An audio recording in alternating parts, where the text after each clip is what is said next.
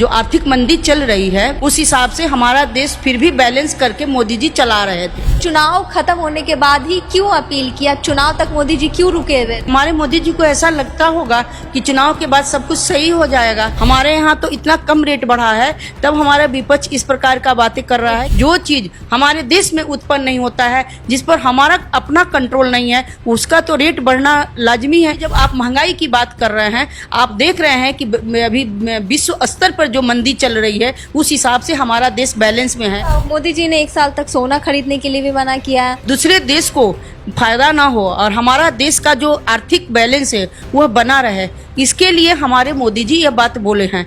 नमस्कार, आप देख रहे हैं केबी न्यूज नेटवर्क। मैं हूं आपके साथ दीक्षा। भारत में कुछ दिन पहले प्रधानमंत्री नरेंद्र मोदी ने देशवासियों से पेट्रोल ईंधन बचाने को लेकर अपील की थी और अभी पेट्रोल का दाम जो है 3 रुपये बढ़ गया है। और कई सारे ऐसे नेता हैं, कई सारे ऐसे मंत्री हैं, कई लोग हैं जो इलेक्ट्रिक कार का यूज भी कर रहे हैं। आज सम्राट चौधरी अपने सरकारी आवास से सचिवालय पैदल गए थे हमारे साथ बातचीत करने के लिए। भाजपा की प्रदेश कार्य समिति के अध्यक्ष उषा दुबे जी हैं। क्या कहती हैं? जिस तरीके से पेट्रोल के दाम बढ़ रहे हैं, देश पर कोई बड़ी संकट आने वाली और मोदी जी इसको बताने में कहीं देर तो नहीं कर दी है जनता? अभी देखा जाएगा कि जो वैश्विक स्तर जो है, विश्व लेवल पर जो है, अभी काफ़ी जो रेटें बढ़ गए हैं सभी जगह, सभी देशों में रेट बढ़ गए। फिर भी हमारे भारत जो है अपने आर्थिक नुकसान पहुंचाकर और रेट नहीं बढ़ा रहा था। जो आर्थिक मंदी चल रही है, वैश्विक मंदी जो चल रही है, उस हिसाब से हमारा देश फिर भी बैलेंस करके मोदी जी चला रहे थे।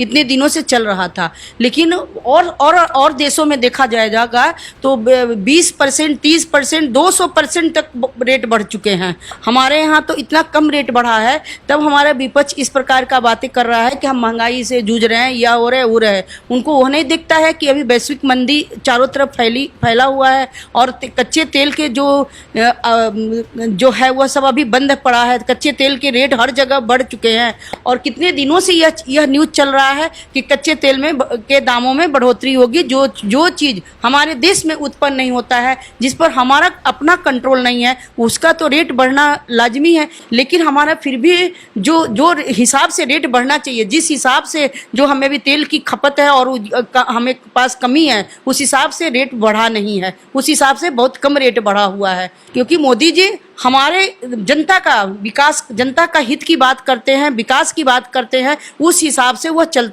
रहे हैं कि जनता को काफ़ी नुकसान न पहुंचे, महंगाई की दर ज़्यादा न बढ़े, इसलिए उस हिसाब से रेट को किए हुए हैं। अच्छा, मोदी जी ने 1 साल तक सोना खरीदने के लिए भी मना किया है। तो जो स्वर्ण है, जो 1 सालों तक उनके यहाँ से कोई सोना नहीं खरीदेगा या फिर लेन देन व्यापार उनका नहीं होगा, तो उनका 1 साल तक कैसे काम चलेगा? क्या जो चेन होता है वो चेन नहीं टूटेगा? ये तो आर्थिक मंदी अभी चल रही है विश्व स्तर पर, तो हमारे देश में जो दूसरे देश को फायदा ना हो और हमारा देश का जो आर्थिक बैलेंस है वह बना रहे, इसके लिए हमारे मोदी जी यह बात बोले हैं। तो क्या हम अपने थोड़ी बहुत हम सहयोग नहीं करेंगे? राष्ट्र हित के लिए कुछ सहयोग नहीं कर सकते हैं? वह व्यापारी वर्ग हो या महिला वर्ग हो या कोई भी वर्ग हो, हमें तो उनका सहयोग करना है ना, कि हमारा देश कैसे हो। अभी जो मंदी चल रही है और दूसरे देशों पर, दूसरा देश जो हमारे देशों की तुलना में अभी बहुत विपत्तियों में चल रहा है, तो उस हिसाब से हम अपने देश का सहयोग करना राष्ट्र हित के काम होता है, तो उतना तो हमारे व्यापारियों को या जो भी वर्ग हो उनको करना चाहिए। अभी एक जहाज जो भारत आ रहा था, उसको ईरान ने हमला कर मार गिराया है, और उसको लेकर क्या कही? कौन गिरा दिया? हॉर्मुज से जो जहाज आ रहा था भारत, उसको ईरान ने मार गिराया। और जो मुसलमान है, भारतीय मुसलमान, वो ईरान वालों का साथ दे रहे थे इस युद्ध में, कि ईरान के लिए मदद भी यहाँ से भेज रहे थे।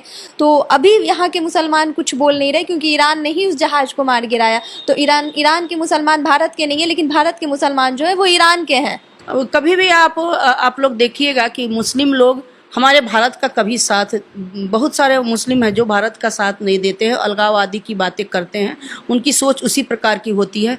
जब यह हमारे भारतीयों के साथ हुआ है तो उनको आवाज़ उठाना चाहिए, फिर वो क्यों नहीं उठाते हैं? या विपक्ष को आवाज़ उठाना चाहिए, फिर ऐसी स्थिति में विपक्ष आवाज़ क्यों नहीं उठाती है? क्या यह राष्ट्र हित के लिए नहीं काम था? आप जब अभी जब आप महंगाई की बात कर रहे हैं, आप देख रहे हैं कि अभी विश्व स्तर पर जो मंदी चल रही है उस हिसाब से हमारा देश बैलेंस में है, तो आप महंगाई की बात करते हैं। और जब काम होता है तो आपको यह महंगाई, आपको यह हमारे देश पर विपत्ति आई, तो वो उस समय आप बोलते नहीं हैं क्यों चुप होते हैं? विपक्ष क्यों क्यों चुप रहता है? आप विपक्ष को यह चीज स्पष्ट हो गया है कि आप हमारा साथ, आप राष्ट्रवाद का साथ नहीं देते हैं, आप राष्ट्रवाद का कभी साथ नहीं देने वाले हैं, हमेशा अलगाववादी की बात करते हैं। और जहां तक रही मुस्लिमों की बात, तो हमेशा आप देखिएगा वह अलगाववादी की बात करते हैं, कभी भी वह हमारे राष्ट्र हित की बात नहीं करते हैं।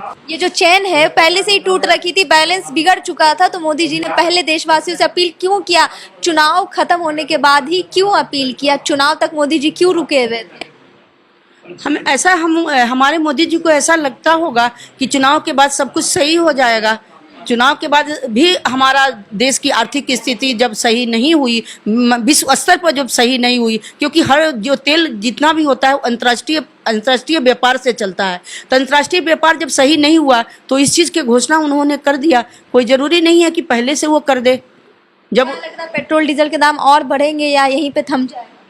ये तो अंतर्राष्ट्रीय व्यापार पर डिपेंड है। अंतर्राष्ट्रीय व्यापार अगर हमारा सही रहेगा तो यहाँ पर स्थिर हो जाएगा। अंतर्राष्ट्रीय व्यापार अगर हमारा फिर से डगमगाएगा तो और भी रेट बढ़ सकता है, लेकिन रेट हमारे जो मोदी जी हैं वह रेट नहीं बढ़ने देंगे। जनता के हित की बात करते हैं, जनता का सुख दुख का साथी हैं, इसलिए वो जनता की जो सही होगा, क्योंकि एक गरीब भी इसी महंगाई में उसको रहना है, जो अभी चल रहा है उसी में रहना है, इसलिए हमारा उम्मीद है कि अब रेट आगे नहीं बढ़े।